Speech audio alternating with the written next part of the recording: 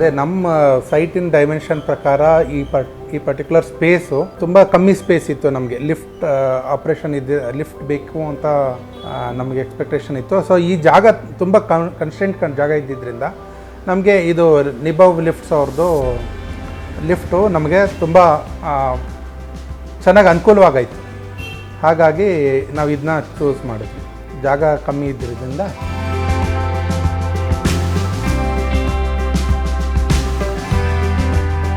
ನಿಭವ್ lifts ಅವರ ಬಣ್ಣ ವೈವಿಧ್ಯತೆ ತುಂಬ ಚೆನ್ನಾಗಿತ್ತು.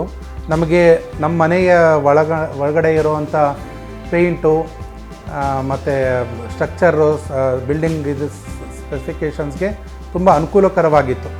ಜೊತೆಗೆ ನಾನಾ ಬಣ್ಣಗಳಲ್ಲಿ ಬರುವುದರಿಂದ ನಿಭವ್ ಲಿಫ್ಟ್ಸು ನಮಗೆ ತುಂಬ ಅನುಕೂಲಕರವಾಗಿತ್ತು. ಹಾಗಾಗಿ ನಾವು ಅದನ್ನ ಚೂಸ್ ಮಾಡಿದ್ದೀವಿ.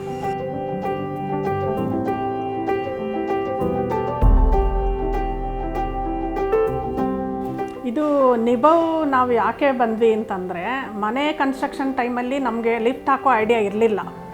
ಆಮೇಲೆ ನಾವು ಲಿಫ್ಟ್ ಹಾಕಬೇಕು ಅಂತ ಪ್ಲ್ಯಾನ್ ಮಾಡಿದ್ವಿ. ಆವಾಗ ಹೆಡ್ರೂಮು ಪಿಟ್ಟು ಇದು ಯಾವುದೂ ಇಲ್ಲದೆ ಇರೋ ಕಾರಣ ನಮಗೆ ಈ ಲಿಫ್ಟು ಅನುಕೂಲ ಅಂತ ಅನ್ನಿಸ್ತು. ಸೊ ಹಾಗಾಗಿ ನಾವು ನಿಭವ್ ಲಿಫ್ಟಿಗೆ ಬಂದ್ವಿ.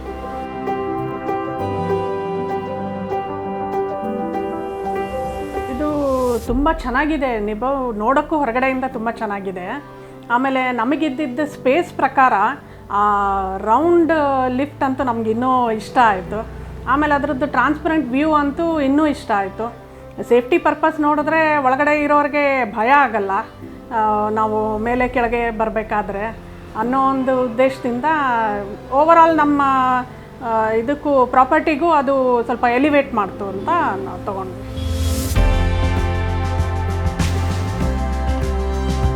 ನಿಭವ್ ಲಿಫ್ಟ್ ಕಂಪೇರ್ ಮಾಡಿದ್ರೆ ಬೇರೆ ಲಿಫ್ಟ್ಗಳಲ್ಲಿ ನಮಗೆ ಅಷ್ಟೊಂದು ಪಾಪ್ಯುಲಾರಿಟಿ ಇರಲಿಲ್ಲ. ನಿಭವ್ ಲಿಫ್ಟ್ ಪಾಪ್ಯುಲಾರಿಟಿ ವಿಡಿಯೋಗಳು ಗೂಗಲ್ ವೆಬ್ಸೈಟಲ್ಲಿ ಅಥವಾ ನಿಮ್ಮ ಇಂಟರ್ನೆಟ್ ಆನ್ಲೈನಲ್ಲಿ ನೋಡಿದಾಗ ನಮಗೆ ಜಾಸ್ತಿ ಒಳ್ಳೆ ಕಮೆಂಟ್ಸು ರಿವ್ಯೂಸು ಬಂದಿರೋದ್ರಿಂದ ನಾವು ನಿಭವ್ ಲಿಫ್ಟ್ ಮೇಲೆ ನಮ್ಮ ವಿಶ್ವಾಸ ಇಟ್ಟು ನಾವು ಇದನ್ನ ಖರೀದಿ ಮಾಡಿದ್ದೀವಿ.